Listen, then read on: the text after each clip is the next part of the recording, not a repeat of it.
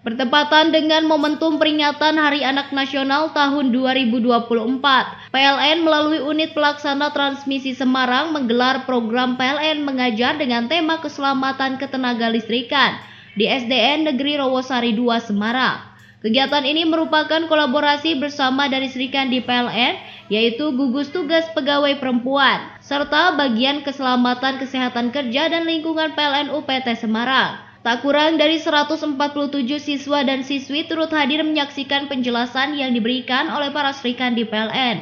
Acara yang diselenggarakan di aula sekolah ini riuh dengan kegirangan para murid menerima tamu dari PLN. General Manager PLN Unit Induk Transmisi Jawa Bagian Tengah, Tejo Wiharyono mengatakan, kegiatan edukasi kelistrikan bagi anak-anak tersebut menjadi salah satu bentuk dukungan dan keikutsertaan PLN memperingati Hari Anak Nasional.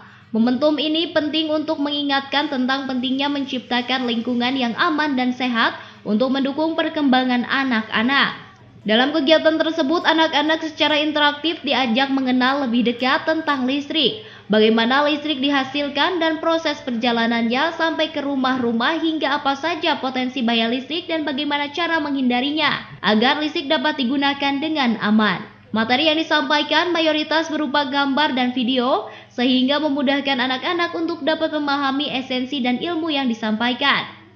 Selain itu juga dilaksanakan sesi diskusi serta permainan agar para siswa tidak bosan menerima materi. Sementara itu, manajer UPT Semarang Nofrizal Erdiansah mengungkapkan bahwa dengan menggandeng anak-anak yang notabene akan menjadi generasi penerus bangsa, maka kebiasaan-kebiasaan baik yang dilakukan sedari dini akan menjadi budaya ke depannya. Sejalan dengan itu, Kepala Sekolah SD Negeri Rowosari II, Unik Herniati SPD turut mengapresiasi kepedulian insan PLN yang rela menyempatkan waktu untuk memberikan pengajaran kepada murid-muridnya.